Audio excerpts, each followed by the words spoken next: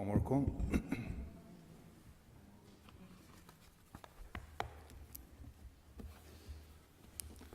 For 30 år siden var jeg bibelskolen i Ånglande. Og vi hadde et evne eller et fag som bøn. Og i hesson fagen så hadde vi denne bok som vi skulle lese som en Sense and Nonsense About Prayer. Mening og ta meningslesa og i bønnen. Og jeg minnes ikke alt inneholdet i disse bokene, men nekv bær åresen her gus vi formulerer okkom ta vi tå seg vi god. Jeg vel klar over at en formulera bøn, en velformulera bøn, kan være lukka tom som en oformulera bøn.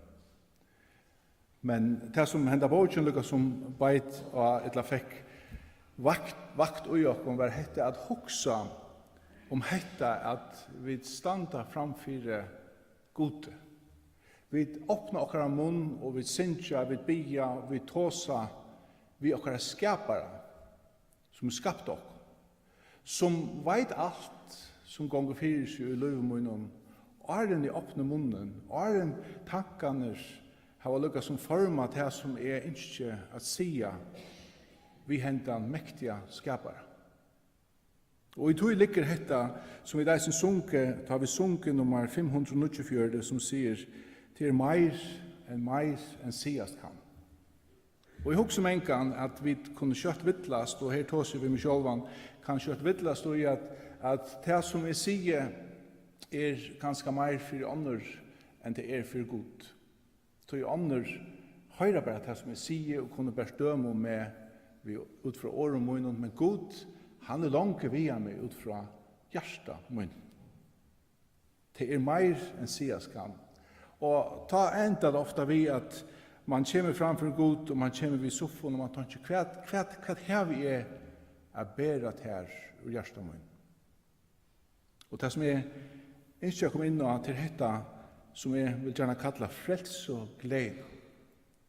Jeg trykker vi at har vi færre framfor i Herren, så tjattnen og i tøy som vi bæra framfor han lukka som grundfest og hever sånne røtter og i tøy frels og glede som vi bæra på. Og som mennesker, eller andre som sanken og lukka som bytja som vi tar sunnkje her i morgen. Og vågnande bøner og årokkar eisen. Det var et god. Det ble nevnt senest av sunnet om de brøytingene som hendte i lærersveien og ta i ter hadde se Herren Jesus Kristus opprysna.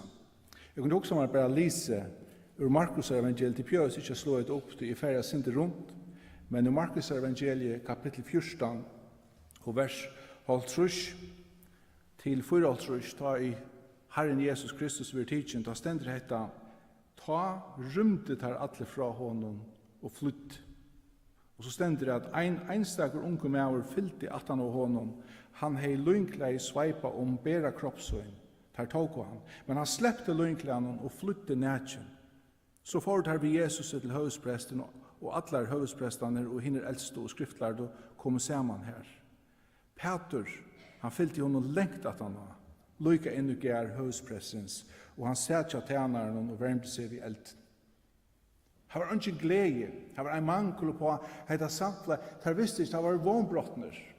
Det var ikke glede og ikke trygt i hva vi tar gjør det, det var bengner, det visste ikke hva det la i hesson. Og til en slik brøyting tar vi så for inn i apostlasøvnene som forteller om hendingen at han tar i det her å se Herren Jesus Kristus oppreisende. Vi leser dette i kapittel 4 i apostlasøvnene og vers 8. Ta i Peter tåsar vi tar. Ta sier Peter vid her hesser som bor og Herren Jesus Kristus til Pilatus og som røpte krossfest. Han sier vid her, og det stender at han var fylter av heilig andan. Han sier tid råherrar og eldste folksens. Vid her at vi dævra tikkner til avhøringar for velkjørmålen sjukomanne hver han grødder vi, så skulle tid atler og alt folk Israels vita at vi navner Jesus Kristus Nazareans som tidkrossfest. Det var en helt annan hukkbord det var en helt annen brøyting, eller var en brøyting hendt i løvene til dem, fra tog at her rymte fra honom, og til her nu hadde en glede og en vogn, og nega byrste, nega som har byrst opp og hjertet herre. Vi sørger det samme at i kapittel 5, tar atter tikkner, og tar det Peter og Johannes, og tar hitje etter dem, der sier akkurat det samme, kapittel 5 og vers 28, «Vid gå tikkun av alvara bo om at tid måtte ikke lære og i Jesu navn». Hette det som tar sier vi, Johannes og Peter. Og nå har tid fyllt Jerusalem vi lærer tikkar og atle for å blå av Jesu mann i okkon. Men Peter og hinner apostlene svære i, ein eier av loja god meir enn menneskje. God fedre okkar røsti opp Jesus som tid dråp. Jeg slukk dyrve at tåsa om sin herre og frelser. Jeg slukk dyrve som gjør det til at Gamaliel reiser seg opp og sier, «Vaska, vi kunne ikke gjøre her. Vi kunne ikke vinne her sånn. Kvar der ut, straffet der, slepp det av der, hatt at dår borster hvis jeg hadde skje fra gode, men det fra gode, så kunne vi ikke gjøre. Måneden var, hese mennene hadde vært ved Jesus. Og det stender i teksten at her kjente der atter at her hadde vært ved Jesus. Da vi så sutja søvende som de selv bærer fram, da de begynner å skrive om Herren, så det avverst å sutja at Markus evangeliet begynner, hvordan han legger ut ved å skrive om at hesen Jesus, Matteus evangeliet, begynner ved Matteus evangeliet, da de begynner å skrive om da hesen apostelen som hever vært ved Jesus, vil gjerne vise hva det så spryter det ur honom fire sønnen falske for jøden. Han vil vise at han av att Davids. Han han Messias som skulle komma. Det er lukket som spruttar ur början av Matteus evangeliet. Han börjar ta som attartalven til Jesus. Han son David, son Abrahams. Han han som han sier seg være. Og Markus evangeliet er lydsindre ørvise. Markus, han enkrat av lyk i profeten. Han tåser om henta profeten som skulle komma. I Markus kapittel 1.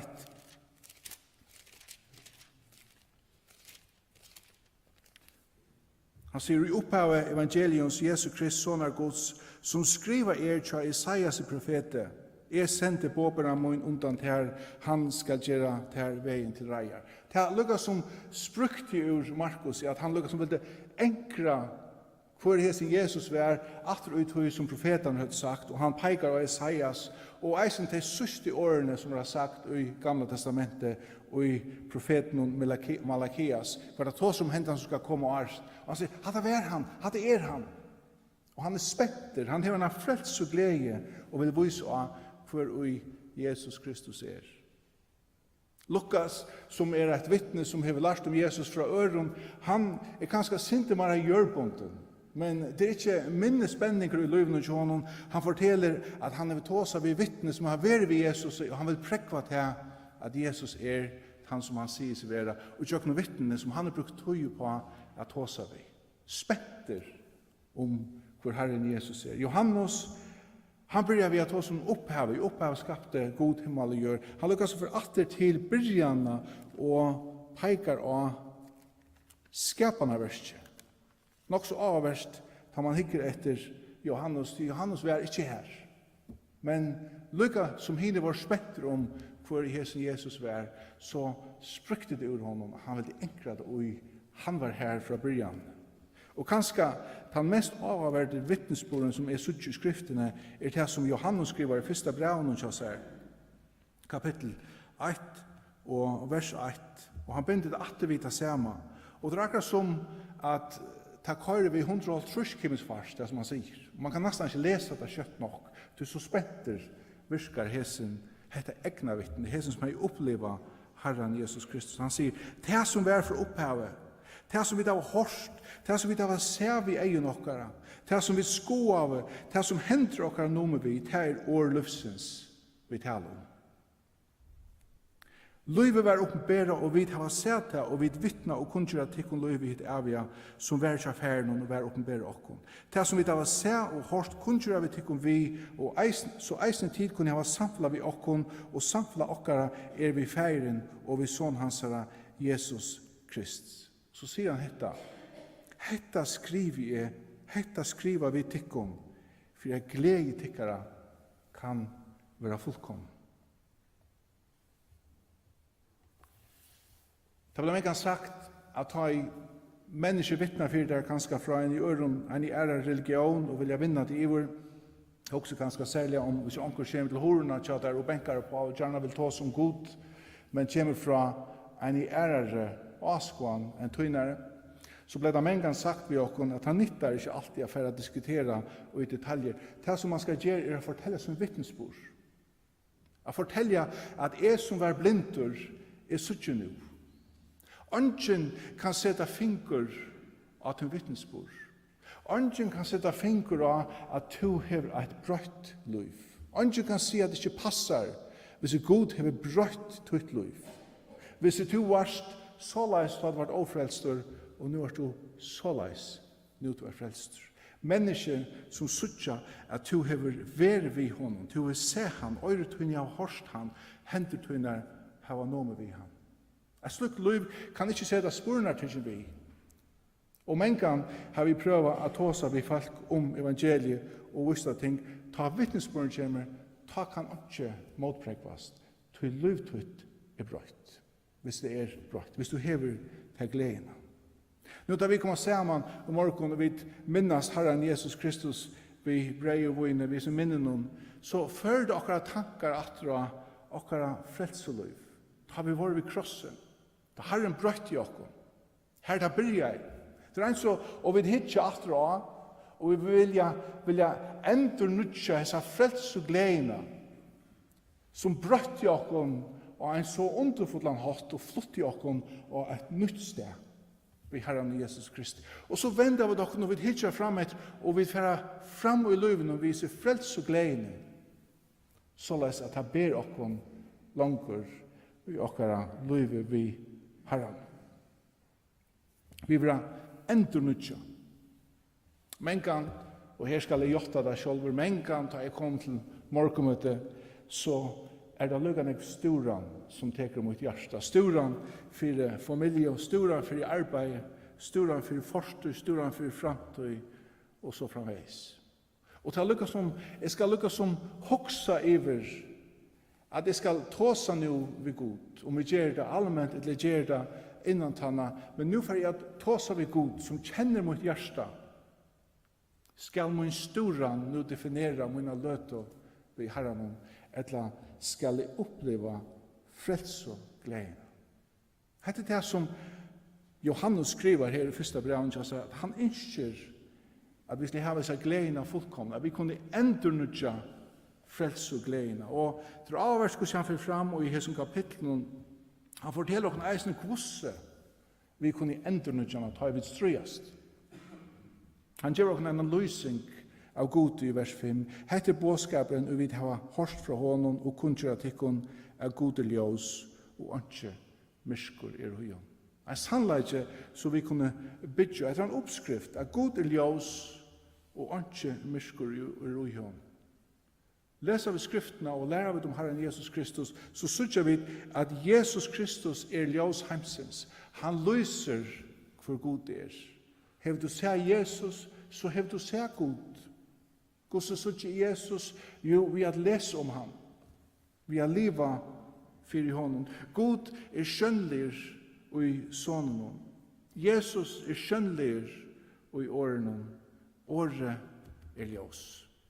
Gjør han skjønnlig. Dette gjør årgods så omedelig tøtninger mye. Henda mynden som mange har brukt om ljóset, og tar vi suttje av Jesus ljós, og vi bare hokser om hva et ljós gjør, og hva et ljós Hetta er ikke noe nytt, jeg har brukt det flere for, jeg har hørt det flere for, men hetta at du ganger inn i et mørkt rom, og du trøster kontaktene, og pæren tentrer. Og det første du sagt, dette ljøset. Det åpenberer seg selv. stivant, progressivt. Det blir mer og mer. Du sarsta bedre og bedre, mer du hikker etter.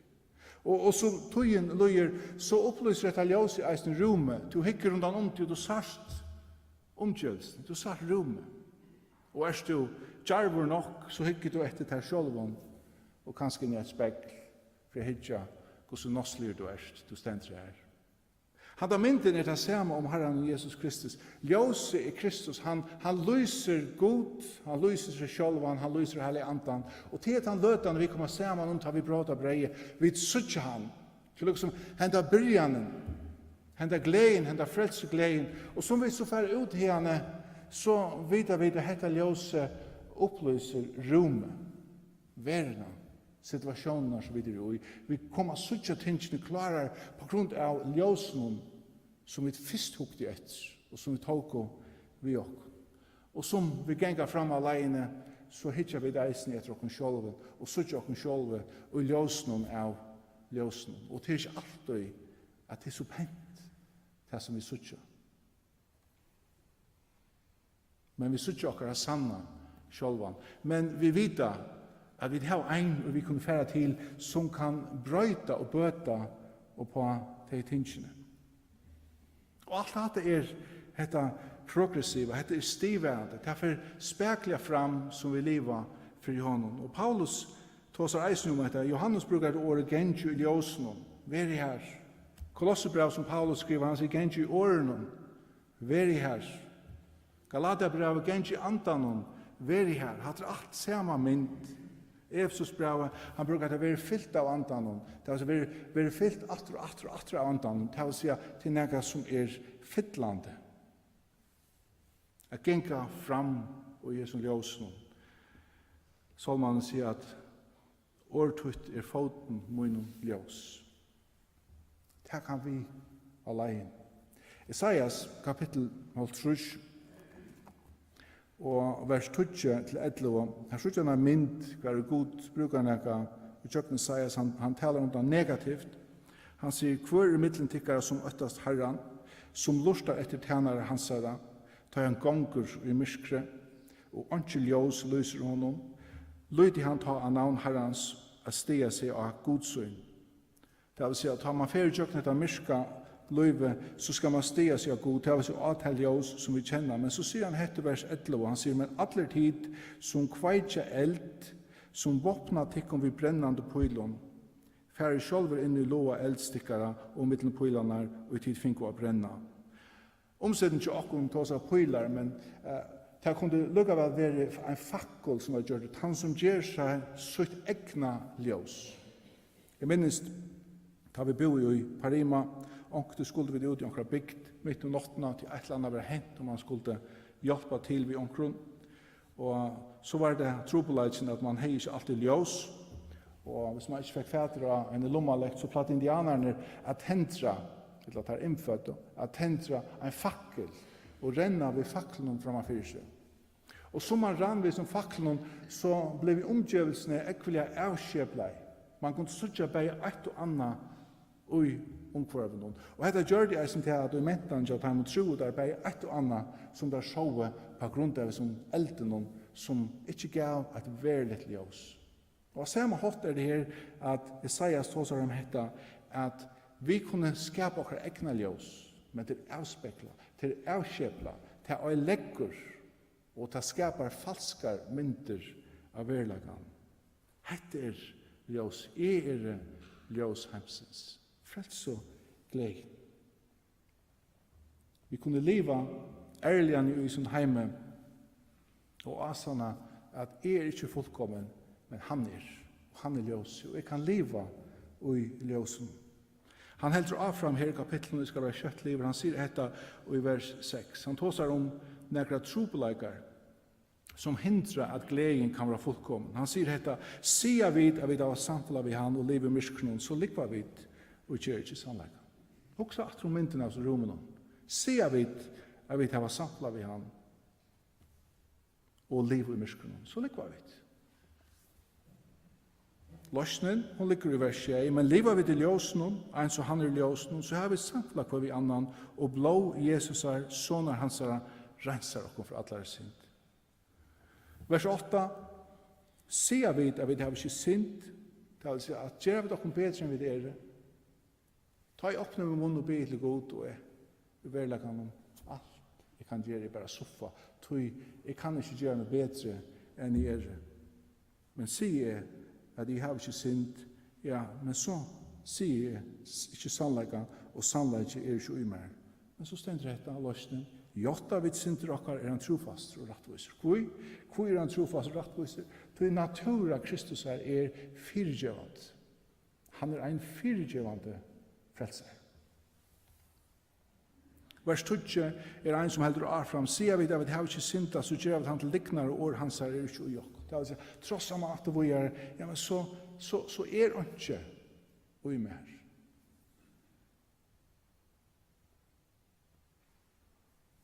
Kapittel 2 og vers 8 løsningen og alt dette. Han sier, bøtten mine, hette har vi skrivet til dere for at de skulle ikke synda. Og trolig også at vi kunne leve et liv og ikke synda. Han sier, hette har vi skrivet for at de skulle synda nå, men så sier han, men synda dit, men om onker syndar, har vi et halsmann til affæren om Jesus Kristi i rattvisa. Hvor? Vi er syndar av natur. Men vi kunne leve et liv nå sammen med Herren som et liv og i ljósen. Ikke et liv hver vi gjør okkom bedre enn vi er. Ikke et liv hver vi sier til at jeg ikke nekker syndare, men et liv som visande av at han en frelsare, som gjør okkom møvelega at liva som et ljós og i som heim. Kolosserbrevet skal forenda vi som Kolosserbrevet kapittel 1. Og vers 12 sier hetta, hette det Paulus har akkurat sagt at han byr for dem da han hørte om det, så sier han hetta, så han takkar for deg, at det skulle styrke, så sier han, så tid vi glede takka færen som gjør det okkom førfire å få parst og i arvalot i henne heila og i ljøsen. To jeg finner førfire å få parst. Vi var jo okvalifiseret i arsen. Han hever kvalifiseret okkom til å få en parst. Parsten okkara, vi kunne teka, til vi nu kvalifiserer at teka. Han heldur av fram i vers 13, han sier, han reiv okkom fra valde myrskursins, og flotti okkom inn og i rydje elskaya sonar syns.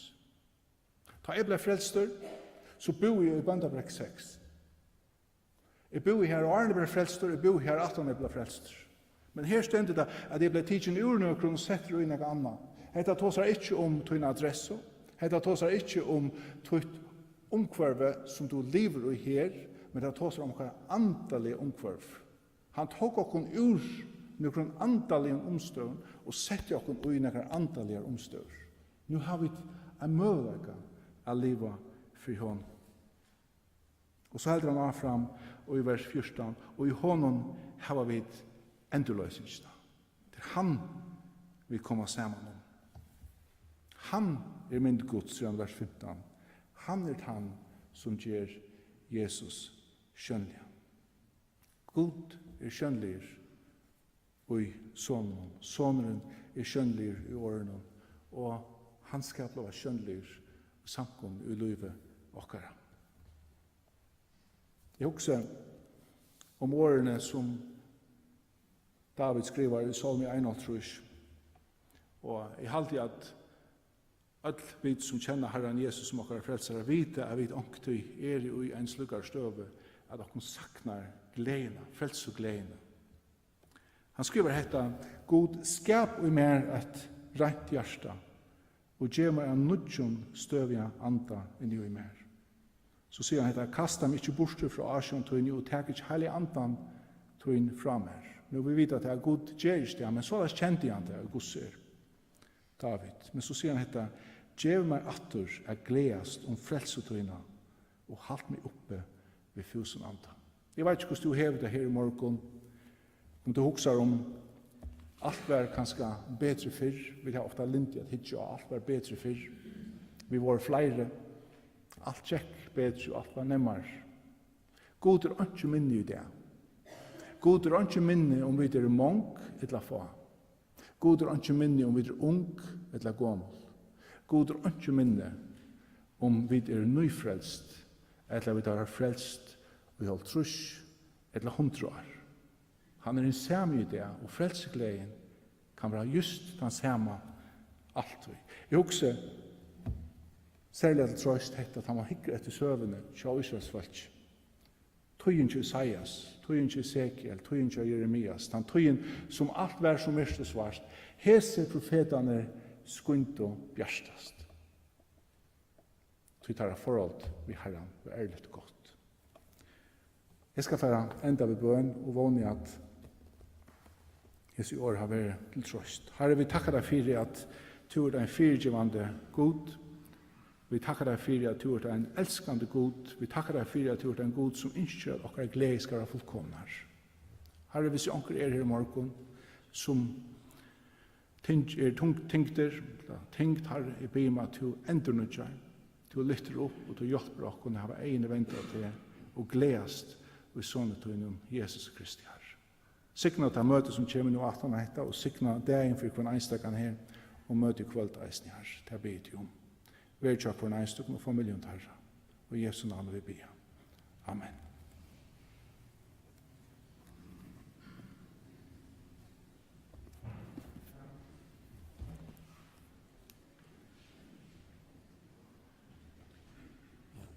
Møter vi eisen i kveld kl. 6, og ta taler Egman Jakobsen. Arjun.